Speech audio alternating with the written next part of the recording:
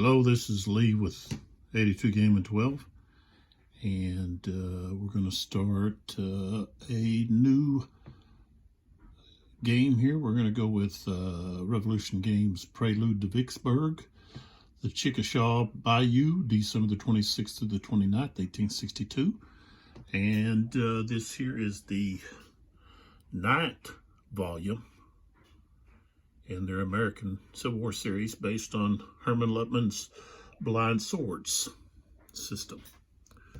And I guess I'll have to research to find out where this sketch is coming from.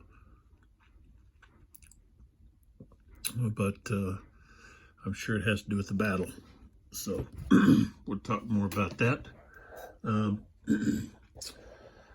I personally don't know that much about the Vicksburg campaign, and so I picked up this book here by Donald L. Miller, Vicksburg, Grant's Campaign That Broke the Confederacy.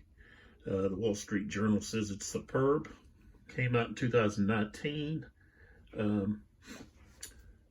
Miller also has written several other books, historical books, and one is now a series on, I don't know if it's Prime or Netflix, but one of the other, Masters of the Air.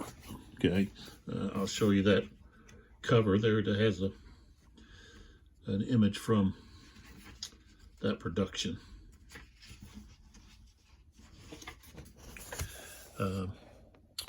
Right there, Masters of the Air. So some of his other books, Supreme City, D-Days in the Pacific, and City of Century. So I suggest you go check out simonandschuster.com, and I'll put a link there to check out Mr. Miller's books.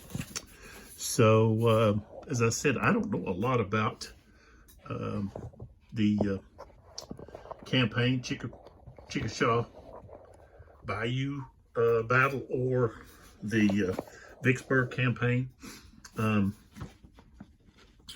Just a few things from the book here. There's a chapter titled The Chickasaw Slaughter Pen. And this is, I guess, one of the participants in the battle here. No engagement in which I was afterward involved impressed me with the nightmarish sensations of this one. Private Charles Wilson, 76th Ohio. It's kind of an odd spelling for Wilson, 2 L's. But there you go. And then we also have, let's see, there's something here on the back. Let's see. Of course, there's a illustration there of the battlefield. Okay, we'd have to turn this upside down to be able to relate. So that's what I'm going to do here. So we turn this upside down, and you have the Yazoo River up here where the Federal fleet was. And if we look here on the map, the Yazoo River is back that direction. Okay, so north on this map is pointing this direction. Here's our compass rose right here. You may not be able to see it right there, but there it is. So there's the, right there shows the Yazoo River. This is the Chickasaw Bayou coming down through here. There's Mrs. Annie Lake's house, and then her cultivated field over here and here. And where the bayou comes down here and has a Y. Okay, that's what you're going to see on this sketch as well. This is a sketch from someone that was present. And so then you have the batteries back here and the rifle pits and so forth showing here. I don't know what the scale is on this.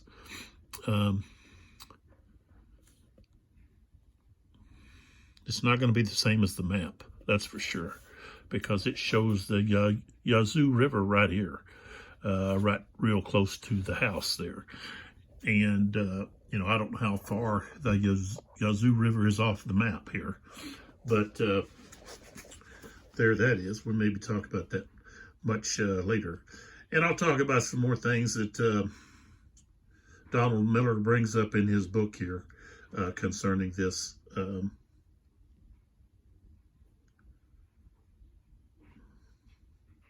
But one of the big what ifs was if Grant had been able to push his forces much quicker. But, oh, I had pictures. There's pictures here that I wanted to show that they have. Of course, we don't have Grant in the game, but this is Ulysses S. Grant. Okay, that's much later. It's like a year after conquering Vicksburg.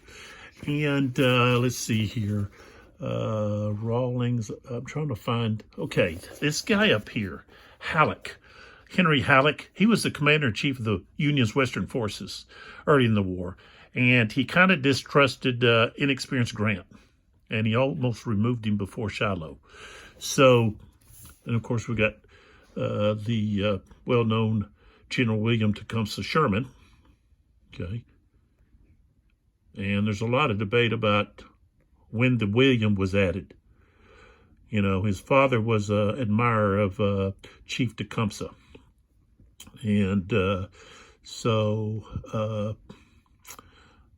lot of controversy about when William was added to the name because there were a lot of, I guess, hatred for Tecumseh and what happened there years ago. We might talk about that. I think I've brought it up before. But there he is. He's the commander-in-chief of this battle. And, oh, talking about Halleck here, what Halleck did is he, Grant had been ready to attack, or was planning to attack much earlier than what happened, which was, you know, the main attack happened to 29. But he was prepared to attack much earlier, but Halleck requested that he go secure another location along the river for, I guess, the naval ships that were involved.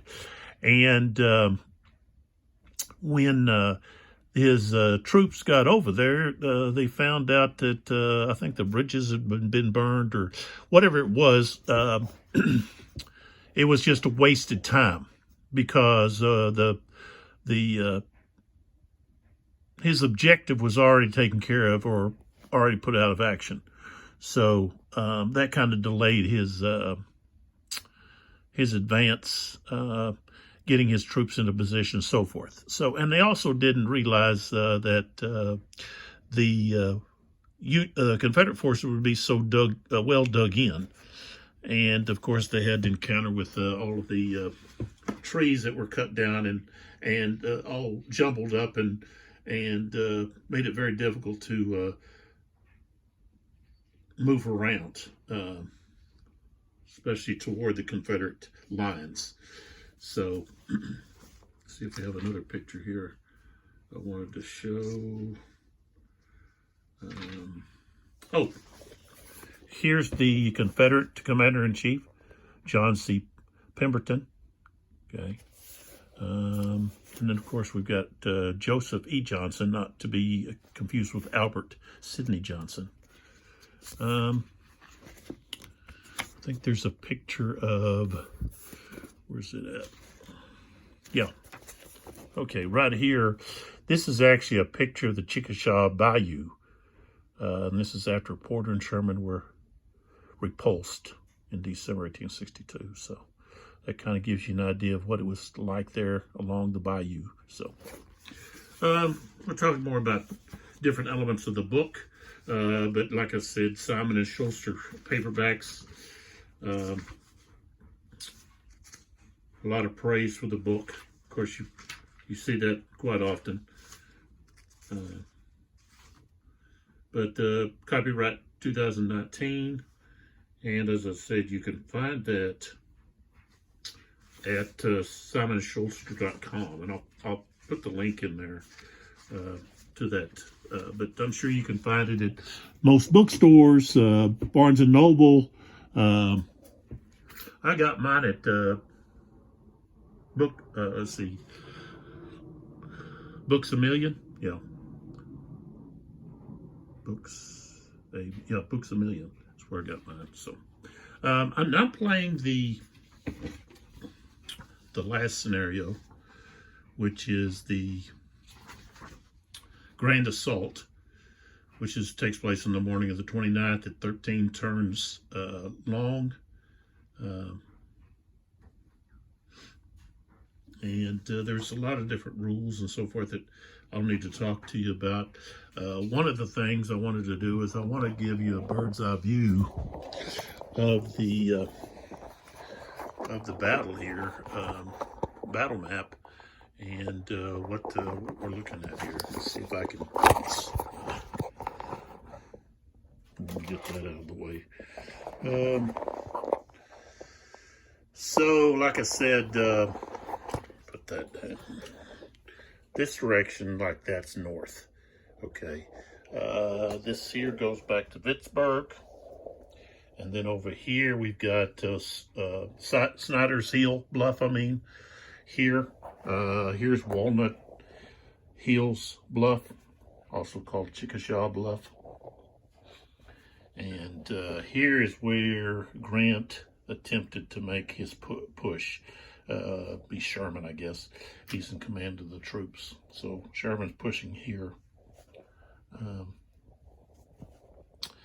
And I guess S.D. Lee is kind of put in charge of the defenses to begin with, before Pemberton shows up and takes over command. So we've got these all of these funny looking hexes here, counters, and that's fallen trees that were cut down, and then you've got some that are a lot more dense than the others, and that's the front side. This one's the front side, and this is the back side. So oops. Dealing with those timbers,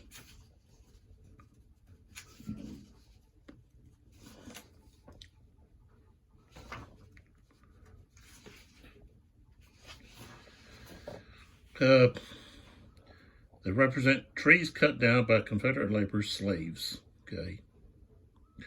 Now, a full fallen timber blocks movement entirely for Union units. Half fallen timber allows Union infantry to enter at a cost of all their movement points. And cavalry and artillery can't enter those. So here, Union can't enter that hex. They can enter this at all movement, but only if they're infantry. These have to be cleared. You'd need pioneers. And I guess there's not any pioneers in this scenario. Okay, so, but Union Confederate forces, on the other hand, can enter full and half fallen timber markers at a cost of all their movement points. So, and then you get a shift, column shift in close combat and fire combat regarding those. Okay, another major terrain, I guess you could call it an addition, is the Bayou hexes. Okay, that's going to be these hexes where you have water that's taking up only part of the hex. Okay, like these hexes here. The ones that run up there to the Yazoo River, okay, here through Scotts Lake here and so forth. Now with those, they represent water areas of indeterminate depth. Units conducting fire, combat, and close combat from a Bayou hex receive a shift one column to the left. Units in Bayou can never rebuild or recover. The rally event chit cannot be played on units in a Bayou hex. Cavalry and artillery units never enter a Bayou hex. Infantry may attempt to enter a Bayou hex by spending forward movement, but then they have to roll on the Bayou entry table, which is there it is right there. So every time they attempt to enter, they've got to spend 4 and then roll to see if they get to actually enter. So now if you're retreating, okay, or wayward Union move from the fog of war, there's the difference there. Okay, so now when you enter there like that, especially if you're retreating, you've got to have a cohesion check, but you just enter the hex. There's no rolling there to see. So, and we got swamp hexes, and then a cypress hex. Infantry units entering a cypress hex by movement or retreat must conduct an immediate cohesion check. The unit passes the cohesion check if the die roll is equal to or less than the cohesion rating. So if they fail it, they suffer a morale hit. The unit with a disrupted marker receiving a morale hit would immediately conduct a break test. So there that is. So that's going to be something to pay attention to. We've got the corduroy bridge. Talk more about that. The levees, so forth. Blake's levees, and all of that. We'll talk more about some of that stuff. But I just wanted to give kind of a quick glance at the game. And another thing that we don't have in some of the other volumes is these brigade activation displays, which are wonderful. I'm glad that they started providing these, especially in some of the battles where you have larger number of brigades to deal with. So, plus it's really neat, and it's easy to tell who goes with who, even though you have the color scheme, but it's just kind of nice to know how everything goes. So,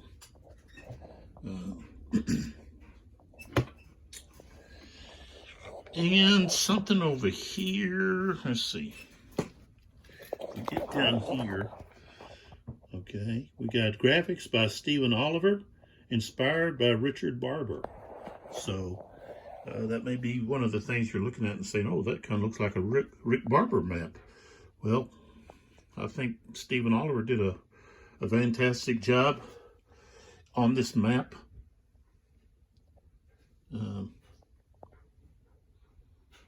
It's very, to me, very visually appealing. And it's always easy to distinguish what's what.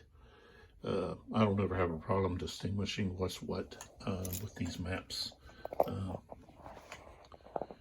So, wanted to point that out. And this is also designed by Stephen Oliver. So not only did he do the worked on the maps, but he also designed this this volume, which looks just fantastic. And I'm excited about playing to see how this turns out. Of course, the Union were repulsed, and for the time period, they held on to the bluffs here and kept the Union out of Vicksburg for at least the time being. So it'll be interesting to see. We've got Charlie Kibler with the counters, and Mark Mahaffrey with the I believe he worked with the it'll be in here. Yeah, here we go. Here's the credits. So the game counter to Charlie Kibler, box art Mark Mahaffrey, game development Melvin, Deale, Rules and charts layout, Richard Handewith. And blind sword system designer, Herman Luttmann. And then we got the play testers. So, and there's the Revolution Games address, website, and email. So check them out. Let's see, I picked up this one and then the other new one, which I didn't even know was coming out. I was like shocked to find out, hey, I've got games to buy. You know, I enjoy this system so much that, you know, I want them all. Let's see, what is the other one? The other one is Sedgwick Attacks.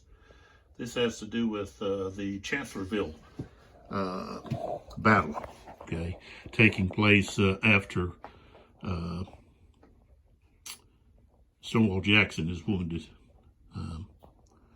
later on. I think the next day, or if he was, I remember if he was wounded, I think he might have been wounded in the early morning of one day, maybe. I don't remember now, but anyways, so it takes place. He's not involved. Stonewall Jackson not involved. So that was the other new volume. So, and I wasn't aware that they were coming out with that. So I picked up both, and I've got this one on the table. And when I get back, got some traveling to do, and I get back, then we'll start the video play of this volume, Prelude to Vicksburg, and see how things go, and maybe learn something about the participants and the battle itself. Like I said, I know very little about the Vicksburg campaign, and so this was not dealing with this battle itself, but later on in 1863, when they do take Vicksburg, Union does take Vicksburg. Of course, you've got that big, huge explosion that lifts the earth and creates that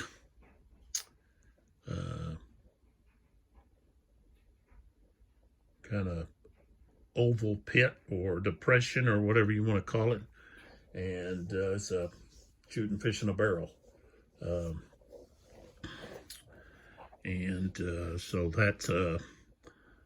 that might be, I think, shown in, what is it, that, what's the name of that movie?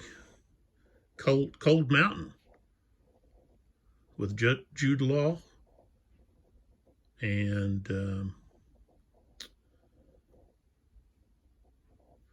wow, I'm drawing a blank here on some of these actresses. That's a very good movie. It doesn't show much of that, of what's going on, but yeah, I'm pretty sure that shows that conflict, that incident in that movie. So, you know, if you're wanting to get a visual of what it possibly could have looked at, you know, take a look at that movie, Cold Mountain.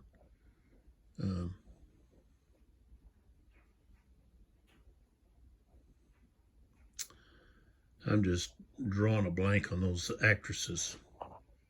But Jude Law is the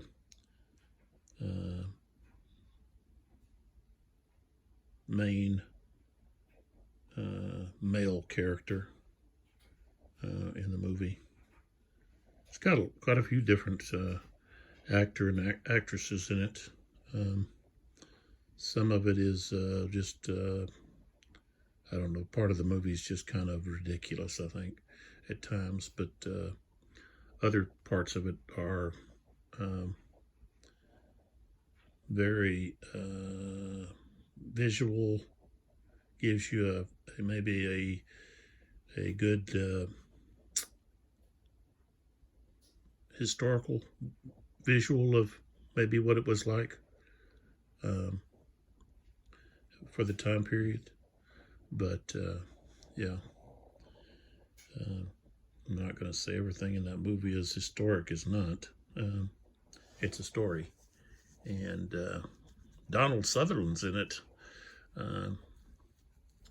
For you older audience members, you know who he is. And I think there was some Academy Awards. I think, I can't think of her name. One for Best Supporting Actress for Cold Mountain, whenever it came out.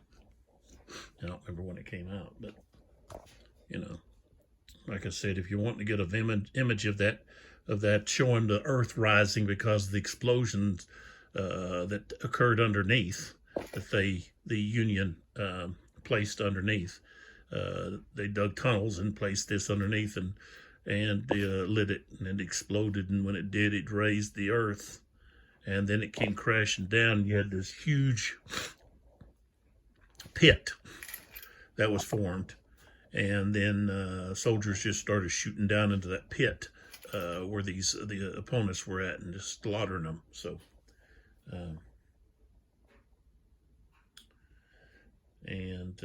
so of course that's not taking place in this battle.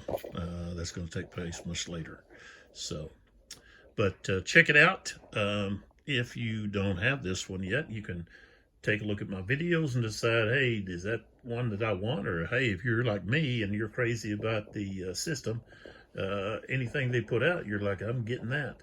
And one great thing about Revolution Games is their games are reasonable. Okay, you're not going to be paying $100, $120, $140 for their games, you know. And the thing is, they give you either the choice of a boxed game or the Ziploc. I like the Ziploc because then I turn around and I put them in these containers, and I get 2 or 3 of these Ziploc games in each one of these containers. So in some of them I've got 3, and I use these tackle boxes to put my counters in, and they go right inside of these boxes. I got these boxes here at Hobby Lobby, back where they have the knickknacks and stuff for, I guess it'd be the beads and all of that kind of stuff. And these things here cost like a little over $3, and these are like $2.99 or something like that. Very cheap, you know, and they're easy for me to store. I stack them on top of each other, and that's what I do. So that's just what I prefer, and I like the fact that they give you a choice on that. And also, even if you bought the boxed version, you know, it's still reasonable. The prices on their games, they're not asking absorbent amount of money for their games, which makes it easier on your wallet, on your finances, especially during hard times and high inflation and so forth. So I appreciate Revolution Games and the quality of product that they put out at a reasonable price. Gamers love that if they get a really nice game visually, and it's not costing them too much money. So come follow along and watch the videos that I make here on Prelude to Vicksburg, and that these actually won't start coming out till next week when I get back from some traveling I've got to do, and then I'll start that probably maybe on a Tuesday or Wednesday or something, and get started and start putting them out. And it does take me time to go through these games. You've got quite a few activations, as you can see over there on the activation board, and I have to go through all of those prior to an end of a turn. So we've got 13 turns, so it takes me about get around one turn per video. So, you know, you're looking at maybe 13 more videos after this one. So unless things are so drastic that we end early for some reason. But there we go. So come back, see what's going on, maybe learn something about Vicksburg, maybe something about the different people that are involved, individuals, leaders, and so forth. Like I said, I don't have a lot of background in this, and I don't have a lot of books, references on Vicksburg. I went through some of my other Civil War, American Civil War books, and I didn't find anything about this battle. So I come across this at Barnes and Noble. Books a Million, just a couple of days ago, and snatched it up because I saw it's about Vicksburg, and I looked through there and found that, oh yeah, Chickasaw Bayou.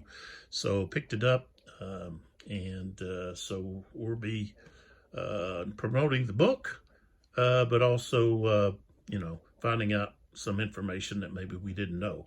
At least I'm going to find out information I didn't know. Maybe someone watching has some information that they can share, throw it out there in the comments. Someone else comes along and looks at the video, they see your comment, and they learn something. So maybe we can get in a discussion about something that occurred during the battle or during the campaign, and have a nice little discussion about Vicksburg, maybe Grant, Sherman, Pemberton, S.D. Lee, who knows? Who knows who else? So come back and see what happens. And we've got some other things. We've got this pontoon bridge that gets built. Historically, I believe it was built over this way, or was supposed to. But the engineers built it in the wrong spot originally, so they had to rebuild it. And so there's some rules about that. Union gets to place where they want it, and then there's a roll to see if the Confederates get to move it. Like, hey, we're going to move it over here, and that's, like what happened historically. The engineers built it in the wrong place, or if it stays, or what happens to it. So this gives they would give the Union easier access across. They wouldn't have to roll for the Bayou hex. They could just walk across that pontoon bridge and maybe get behind the Confederates. That's why I put it here, is try to move some troops here and get on a flank instead of just coming straight at them. Of course, there's too much fallen trees over here to mess with, really. And that's one of the issues right here. We've got the fallen trees. And so, they're going to get hammered because they've got to stop on those trees. So those two actually can move across, but they're going to have to roll about the Bayou hexes if they want to advance. So they do have rifles, though, but so do the Confederates. And they've also got cannon here ready to pound on those Union forces attempting to penetrate right here. So come back, see what happens, and see if we get a historical result, or maybe something happens that changes that. Maybe the Union's able to push through in an area that they weren't able to in the actual battle, and we get a different outcome. So, all right, we'll see you in the next video.